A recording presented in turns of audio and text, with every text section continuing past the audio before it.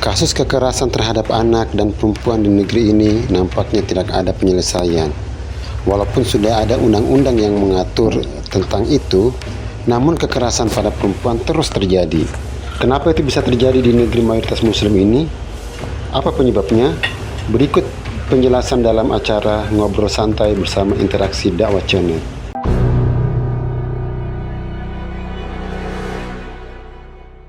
Assalamualaikum warahmatullahi wabarakatuh. Waalaikumsalam warahmatullahi wabarakatuh. Alhamdulillahirrabbilalamin. Assalatu wassalamu ala asrafil anbiya wal mursalin wa ala alihi wa sahbihi ajma'in. Allahumma sholli ala sayyidina Muhammad wa ala ali sayyidina Muhammad, amma ba'du.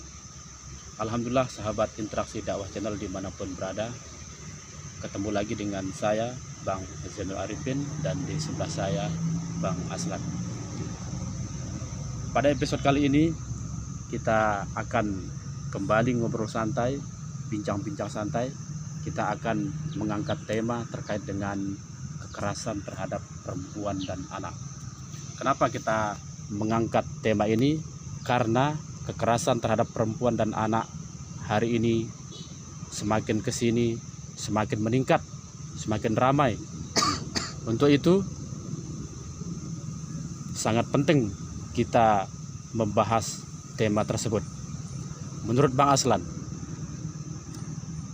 kenapa fenomena kekerasan terhadap perempuan dan anak semakin meningkat, Bang?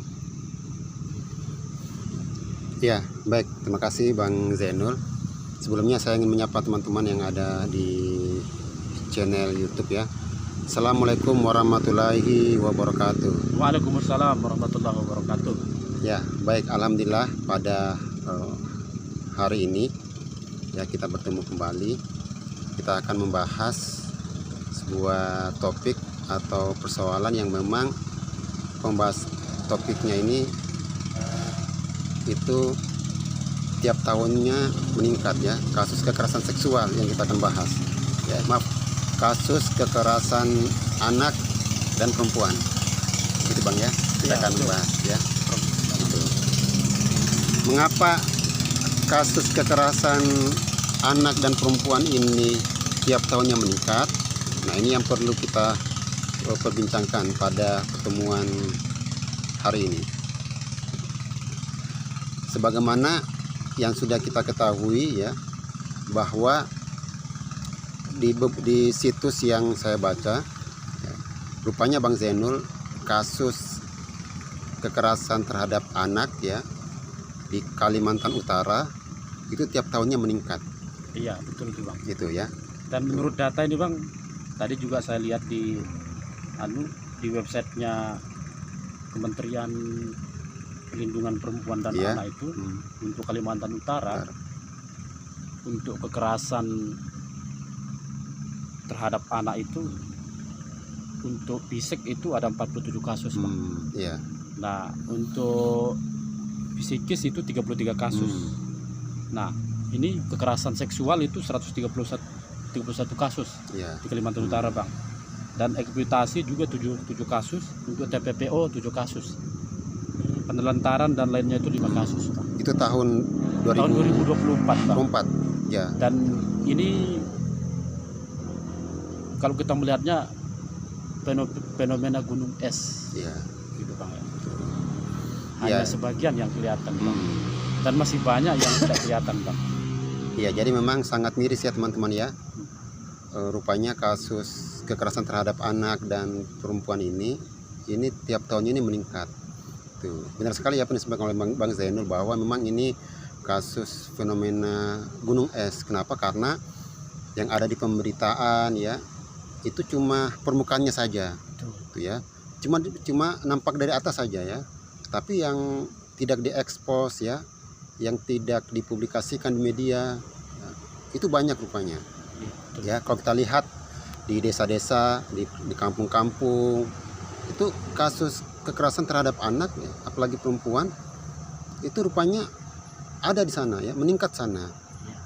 Namun karena ini tidak terekspos ya, tidak dilaporkan ya, akhirnya kasus ini berjalan gitu ya kan, tanpa ada penanganan Itu betul sekali ya apa yang dibacakan tadi oleh Bang Zainul. Jadi memang kalau kita melihat ya, kasus ini pasti akan terus berulang gitu. Selama tidak ada peran dari pemerintah, peran dari negara. Maka di sini yang terpenting adalah bagaimana negara itu ya bisa melindungi rakyatnya. Gitu. Ya, bagaimana negara ya atau pemerintah ya, atau penguasa lah ya lebih tepatnya itu bisa melindungi rakyatnya dengan apa? Dengan kebijakan dan aturan yang mereka buat. Gitu. Sayangnya Bang Zainul ya memang aturannya sudah ada ya, undang-undangnya sudah ada. Namun karena undang-undangnya lemah ya, aturannya pun juga lemah ya, pengawasannya pun juga lemah ya. Akhirnya apa? Undang-undang itu tidak berjalan optimal ya. Kalaupun memang dilaksanakan itu tidak akan menyelesaikan persoalan. Itu. Nah, kalau begini Bang, apa namanya? Menurut Bang Aslan nih, contoh kekerasan perempuan dan anak itu Bang, biar kita sama-sama mengerti gitu ya Bang. Iya, betul. Nah, di sini menurut data di Kalimantan Utara tuh tahun 2024 tuh ada 47 kasus untuk kekerasan terhadap anak. 47 kasus. Oh. Tahun 2024 itu kekerasan fisik. Nah, mungkin Bang Aslan tahu kasusnya atau bagaimana mungkin di Kalimantan Utara kasus pemukulan, kasus penendangan gitu ya, kasus mencekik. Adakah itu Bang di sini atau sangat ramai sekali Bang?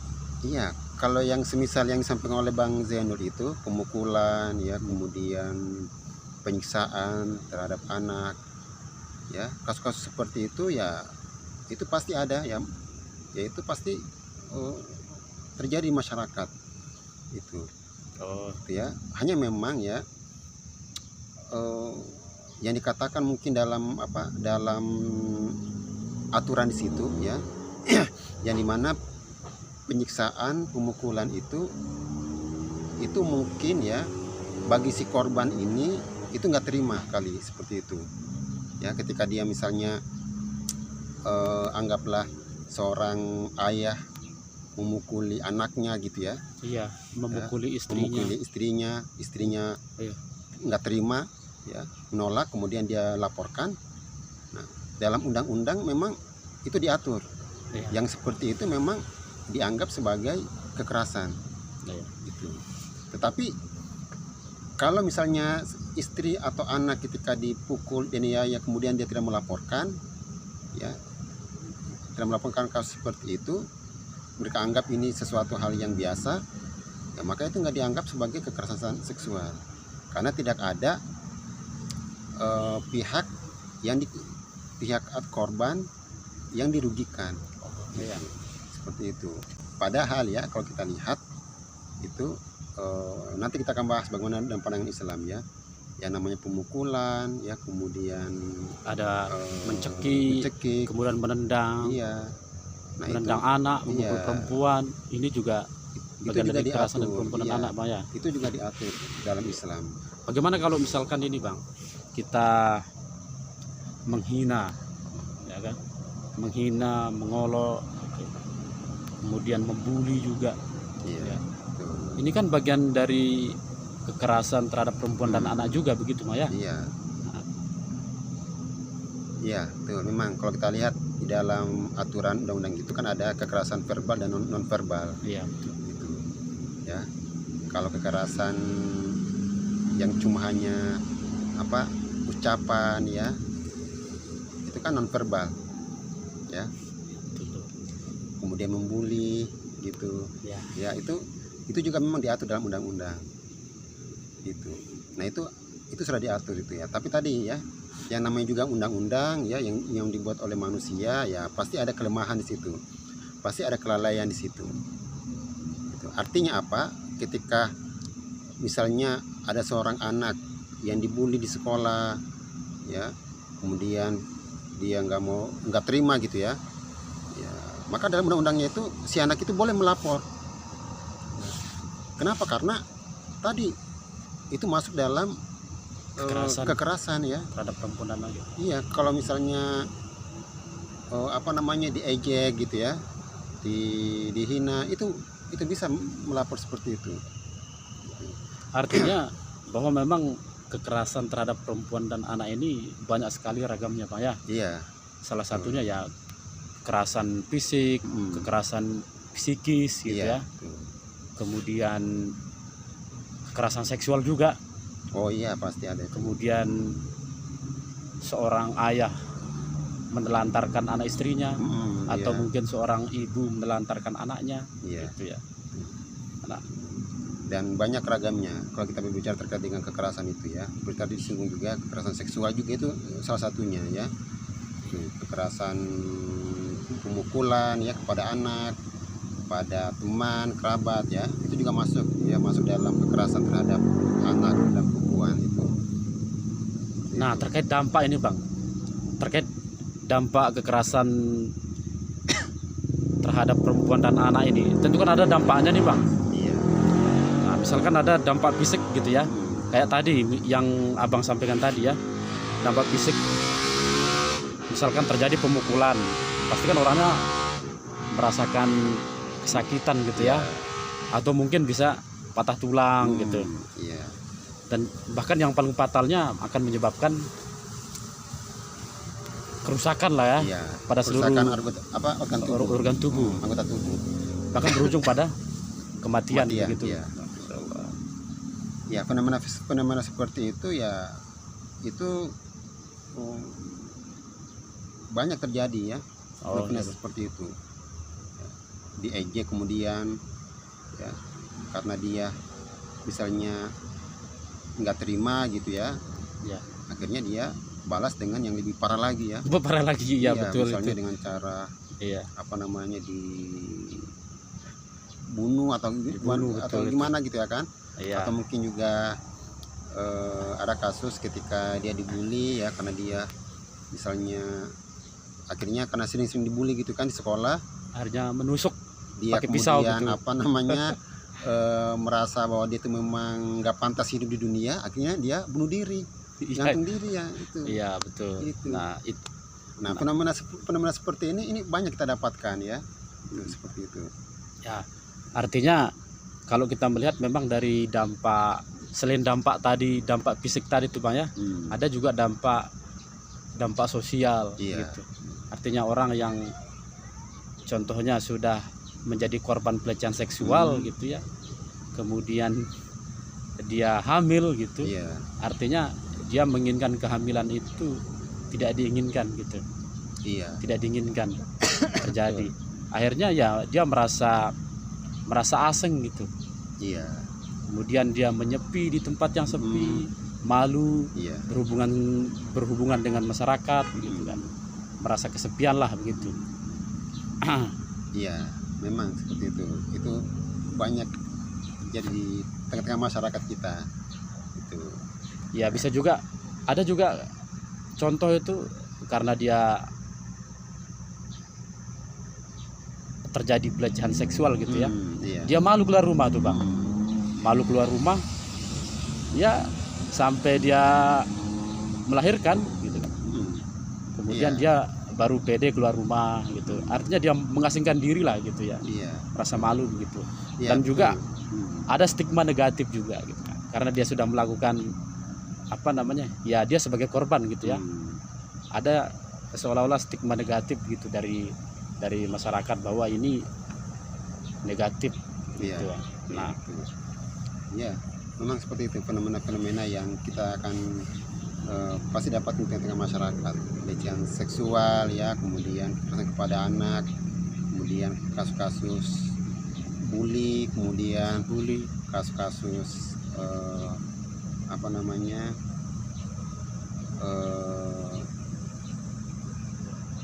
kenakalan lah pada remaja dan lain sebagainya. Kayak tawuran juga begitu Bang iya. ya. Iya. Baik. Nah, selain juga Bang, selain dampak fisik, kemudian dampak sosial tadi juga ada dampak ekonomi juga Bang. Iya. Nah,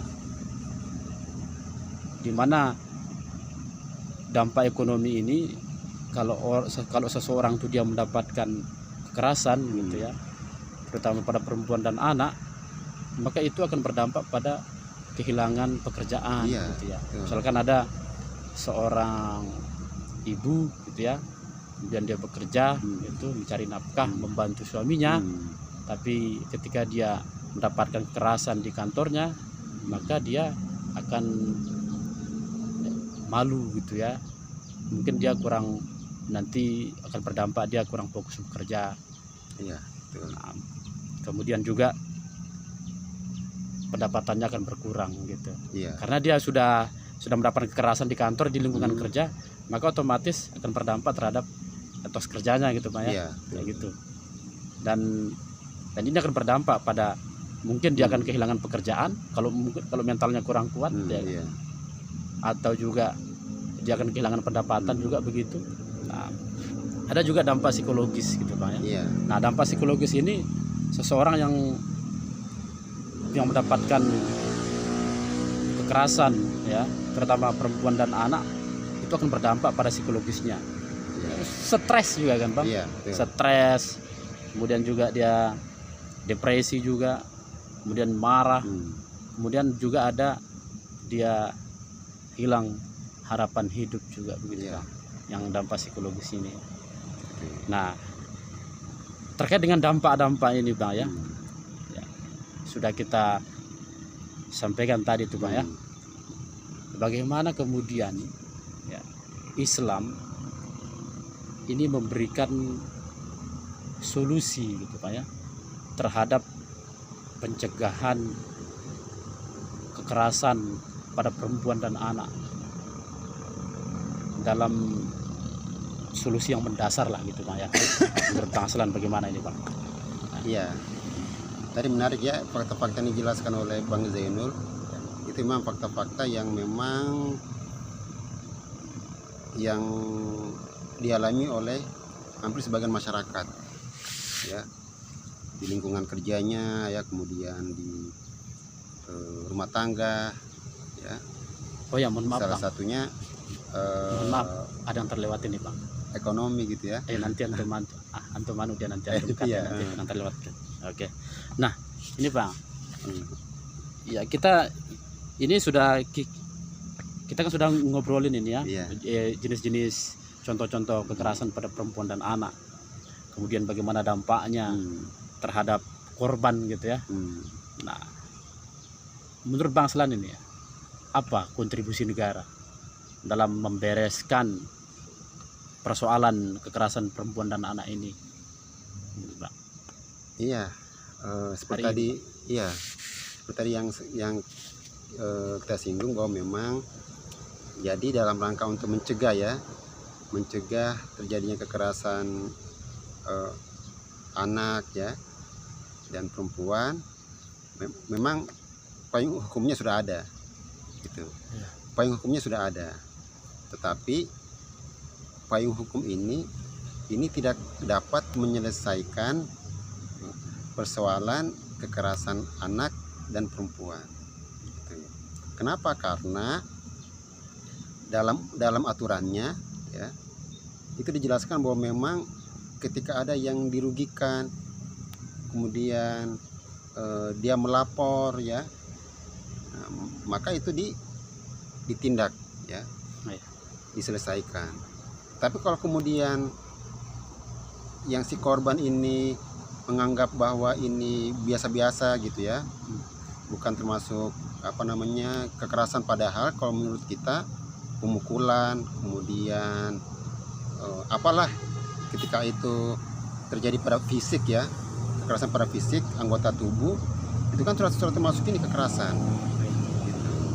Nah, namun dalam payung hukumnya itu cuma ketika ada pelaku ya yang melakukan itu, itu si korbannya itu melapor. Gitu. Ketika si korban nggak mau terima gitu ya, akhirnya dia melapor gitu. Nah, yang seperti ini itu memang dalam aturannya itu diproses yang seperti ini. Oh ya. Gitu. Nah ini Bang. Tapi kan bukan itu yang menjadi persoalan. Iya. Ketika ada yang melapor baru diproses. Iya betul tuh Bang. Gitu Betul. ya. Tapi gimana coba kalau nggak melapor? Nah ini menarik ini Bang, apa namanya? Saya juga sempat membaca di beberapa situs ini Bang ya, bahwa salah satu cara mencegah kekerasan pada perempuan dan anak itu penerapan gender dalam keluarga Bang. Iya, persamaan gender. Ya, kemudian ada pengasuhan berbasis hak anak, kemudian juga pelibatan masyarakat, serta peningkatan peran tokoh agama, tokoh adat, sekolah, dan media massa untuk terus mengawasi kasus-kasus kekerasan terhadap perempuan dan anak ini.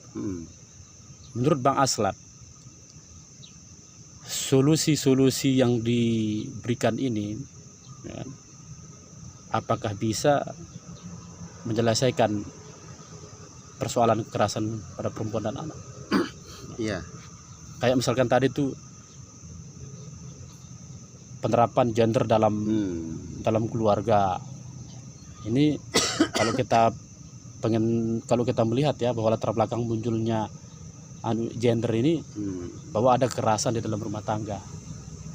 Iya. Ada si laki-laki, si suami melakukan kekerasan terhadap anak dan istrinya, maka muncullah istilah gender gitu. Artinya bahwa negara memberikan solusi, yaitu gender. Berbang salam bagaimana ini? Iya. Solusinya. Betul ya. Jadi kalau kita melihat munculnya gender ini, ya, ini memang sengaja diangkat oleh kaum aktivis gender ya, atau feminisme itu ya. Aktivis feminisme. Sengaja ini diangkat, ya, diangkat terus agar bisa menjadi undang-undang atau aturan. Gitu. Salah satunya apa? Yaitu adanya kesetaraan antara seorang suami dan istri. Karena menurut mereka, ya, aktivis gender ini, ya, ketika tidak ada kesetaraan antara seorang laki-laki dan perempuan dalam rumah tangga, ya, pasti yang jadi korban itu adalah perempuan, gitu. Karena di mata mereka, ya, perempuan itu derajatnya itu lebih rendah dibandingkan seorang laki-laki. Nah, makanya para aktivis gender, ya, para aktivis feminim ini yang diangkat, ya. Bagaimana bisa antara laki-laki dan perempuan dalam keluarga itu derajatnya sama, itu. Nah, makanya mereka kaitkan gitu ya kan, terjadinya kekerasan dalam rumah tangga, ya, pasti korbannya perempuan. Penyebabnya karena tidak ada kesetaraan gender, itu. Terjadinya misalnya penyiksaan TKI, pembantu di luar negeri, itu karena tidak adanya kesetaraan gender. Yang seperti inilah yang kemudian mereka selalu angkat, itu, agar pemerintah itu mau terima ide-ide mereka. Padahal kalau kita lihat ide-ide feminim, ya, gender ini sebenarnya sangat berbahaya. Berbahaya kalau kemudian negara ini sampai kemudian bisa menerima ide-ide itu.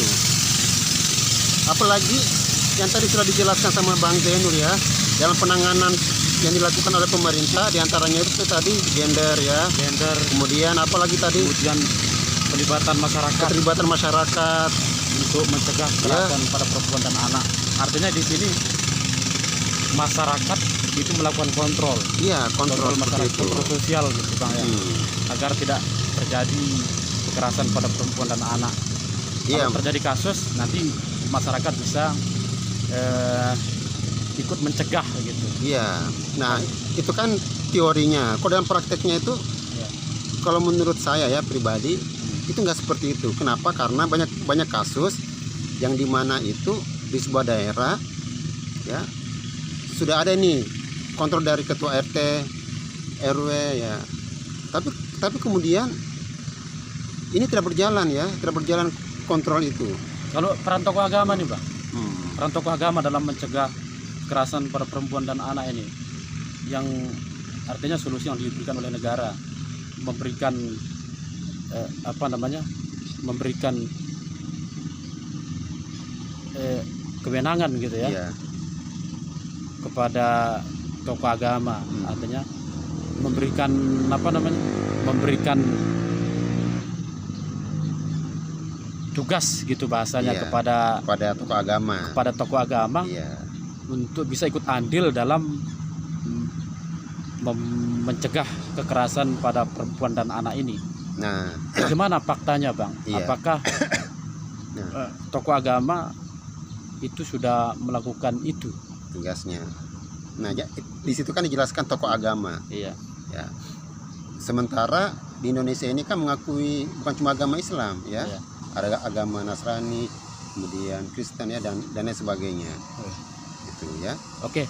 Nah, dalam konteks Islam ini Bang, Mm-mm. dalam konteks Islam ini kan Mm. para kiai-kiai kita nih, para ustadz-ustadz kita, ulama-ulama kita, ketika ceramah memberikan pesan bahwa seorang suami harus memberikan perlakuan yang terbaik kepada Iya. anak dan istrinya, tidak boleh menelantarkan anak istrinya, kemudian juga tidak boleh melakukan kekerasan seksual Iya. kepada perempuan dan anak. Dan ini kan yang sering disampaikan sama ustadz-ustadz kita. Tetapi semakin sering ustadz-ustadz kita, para kiai kita menyampaikan ini gitu ya, kok masalah ini, kekerasan terhadap perempuan dan anak ini semakin meningkat Iya. gitu Bang. Apa masalahnya ini Bang? Apakah solusi yang diberikan ini tidak tepat sasaran-kah atau bagaimana ini Bang? Iya. Jadi sebenarnya kembali kepada hukum ya.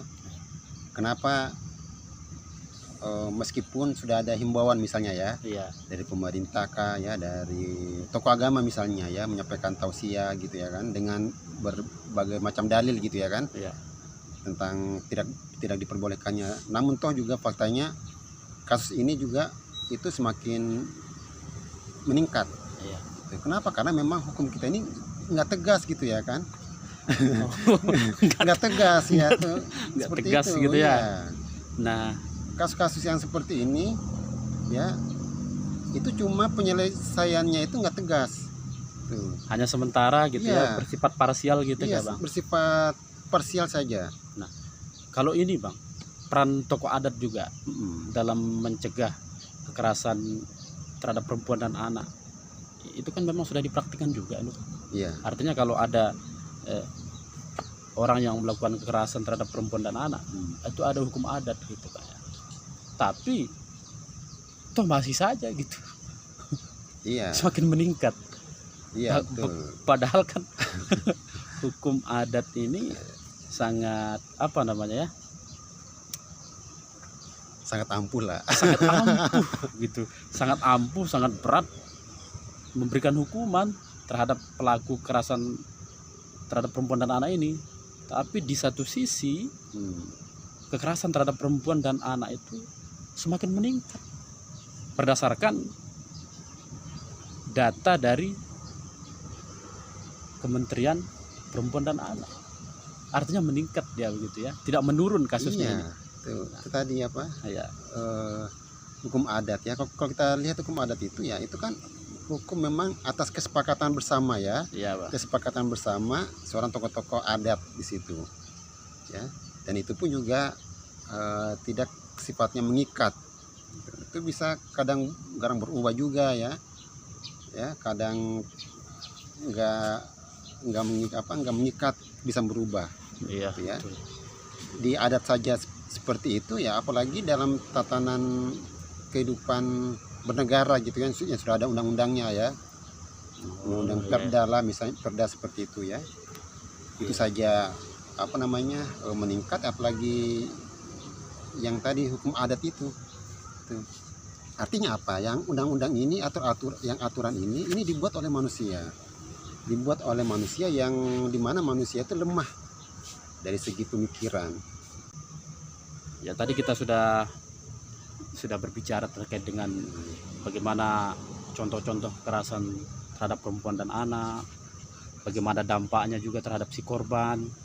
Juga kita sudah ngobrolin apa solusi yang diberikan oleh negara dalam menyelesaikan kekerasan terhadap perempuan dan anak, tetapi masalah ini masih belum selesai, toh juga masih berkembang.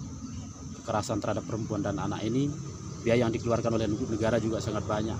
Dan sekarang saya pengen tahu ini Bang ya, bagaimana Islam memandang problem kekerasan terhadap perempuan dan anak ini Bang.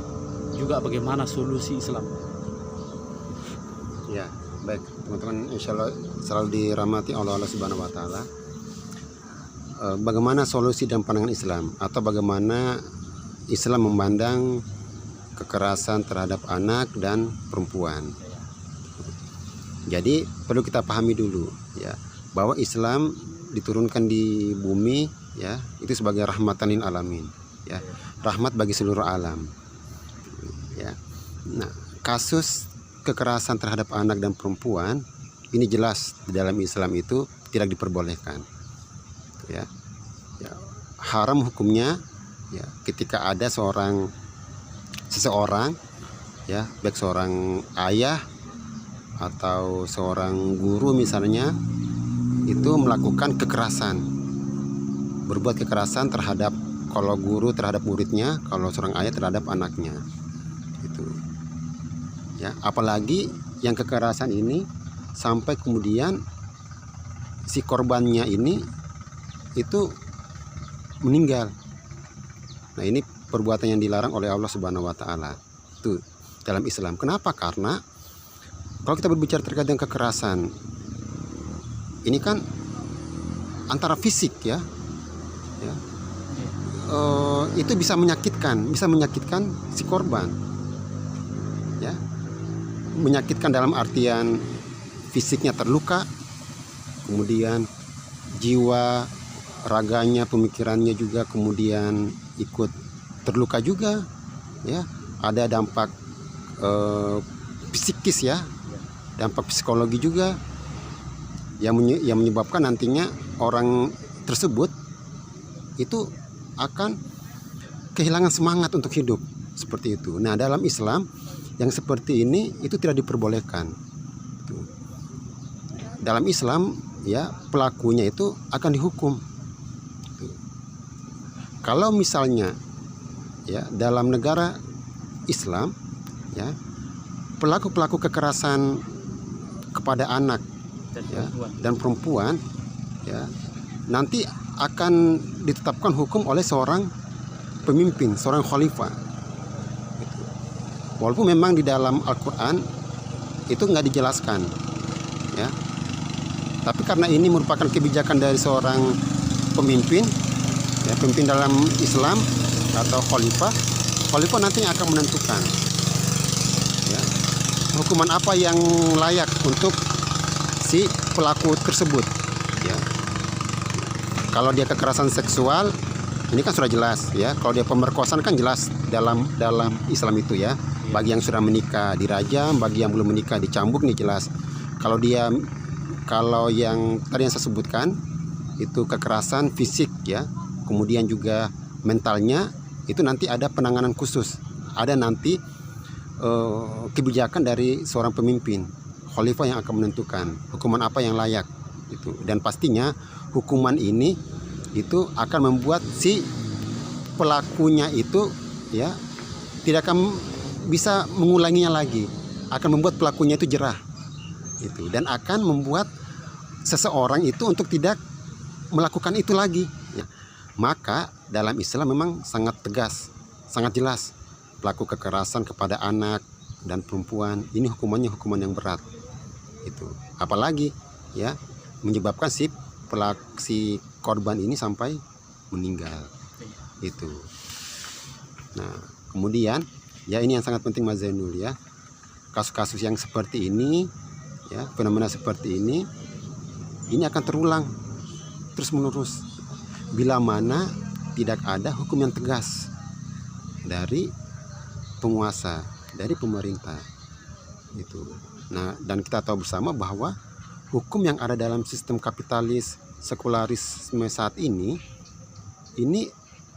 hukum yang memang dibuat oleh manusia, yang dimana manusia itu memiliki keterbatasan pemikiran, ya, akal itu, sehingga aturan yang dibuat itu aturan yang terbatas juga, seperti itu, ya. Tuh. Jadi solusinya adalah ya agar bisa kasus kekerasan ini bisa hilang, ya, maka yang terpenting adalah tatanan kehidupan kita ini yang diatur dengan hukum sekularisme itu yang mesti diganti, Bang Zainul. Ya, itu diganti dengan aturan Islam. Ya. Karena dengan adanya aturan sekularisme saat ini, ya, maka aturan-aturan yang dibuat oleh manusia, ya, ini akan menimbulkan banyak mudarat, ya, akan banyak menimbulkan persoalan-persoalan baru seperti itu. Baik. Tuh, seperti itu, Bang. Jadi memang kalau Islam memandang bahwa kekerasan terhadap perempuan dan ini adalah kejahatan, Bang, ya. Iya, pasti. Kejahatan. Dan yang Abang sampaikan tadi itu haram hukumnya, ya. Iya. Jadi kalau ada orang yang melakukan kekerasan terhadap perempuan dan anak, itu dosa besar gitu. Iya, Tidak boleh gitu, Bang, ya. Iya. Dan sedikit lagi, Bang Zainul, ya. Ya. Kalau dalam Islam itu, ya, agar kemudian kehidupan ini sesuai dengan aturan Islam, ya, maka kita tahu bersama bahwa umat Islam harusnya memiliki tiga, ya. Tiga. Yang pertama itu ketakwaan individu, ya, kemudian kontrol masyarakat, dan peran negara.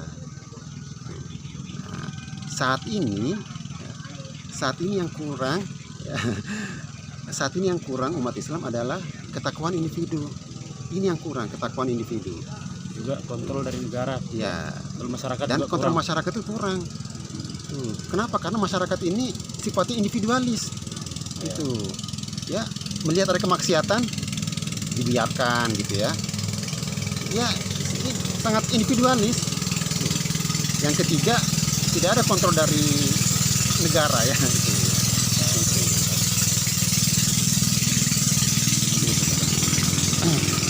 Jadi solusinya agar tidak terjadi kekerasan pada perempuan dan anak ini, ya, solusinya Islam, ya, Bang. Ya, jadi solusinya adalah Islam. Ya. Islam ini harus ditegakkan. Islam ini harus diterapkan. Ya, jadi penerapan ideologi sekularisme saat ini itu mesti diganti dengan Islam. Ya. Gitu. Agar kekerasan terhadap perempuan dan anak bisa cepat terselesaikan. Ya. Nah, agar tidak makan biaya banyak juga, Nah, ya. gitu, ya. Ini Buat undang-undang butuh biaya, kan? butuh biaya, berprogram juga butuh biaya, Iya. gitu. Tapi toh belum menyentuh ke akar persoalan, gitu. Iya. Tuh. Justru banyak menghamburkan uang. Nah, bagaimana cara Islam menyelesaikannya ini, Bang? Apa cara Islam membereskannya ini, Bang? Ya, tadi ada 3 poin, ya. Ya, ketakwaan Pertama, individu tadi, ketakwaan ya. individu, masyarakat harus ketakwaannya meningkat, ya, Kemudian, imannya harus meningkat, ya, dengan cara apa? Dengan cara misalnya harus mengkaji Islam, ya. gitu, Bang, ya. Keimanannya kepada Allah harus ditingkatkan, ya. Kemudian juga kontrol masyarakat harus mengontrol, ya. Perlu adanya amar ma'ruf nahi munkar. Kemudian juga yang ketiga itu adalah peran dari negara, seperti itu. Ya, betul.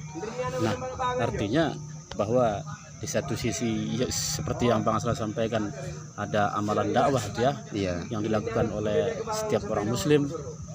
Juga para kiai-kiai kita menyampaikan tausiah agar tidak terjadi kekerasan terhadap perempuan dan anak ini, ya. Dan yang terpenting memang nanti Ustadz kita menyampaikan ini, ya, para kiai kita juga secara individu, ya, Iya. harus terus melakukan dakwah, ya. Iya. Dan yang terpenting adalah kontrol dari negara. Iya. Nah, jadi kita sudah berbusa-busa menyampaikan ini, ya. Harus ada juga kontrol dari negara. Iya. Ini Gitu, sangat Pak, ya. penting. Oke.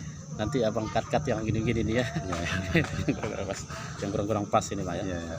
Nah, tadi solusi sudah abang sampaikan ya, bahwa solusinya adalah satu, yaitu Islam. Baik, para ini baik, sahabat Interaksi Dakwah Channel, kita sudah melewati waktu 30 menit dan alhamdulillah obrolan kita ini berjalan lancar dan sangat menarik ya. Kenapa menarik? Karena analisis yang kita sampaikan itu menurut perspektif Islam, juga solusi yang kita berikan dalam menyelesaikan berbagai permasalahan kasus yang kita angkat di Interaksi Dakwah Channel ini adalah solusi Islam. Baik, saya kira kita cukupkan Bang Aslan ya. Nanti kita lanjutkan lagi di episode selanjutnya. Kita cukupkan. Assalamualaikum warahmatullahi wabarakatuh. Waalaikumsalam warahmatullahi wabarakatuh.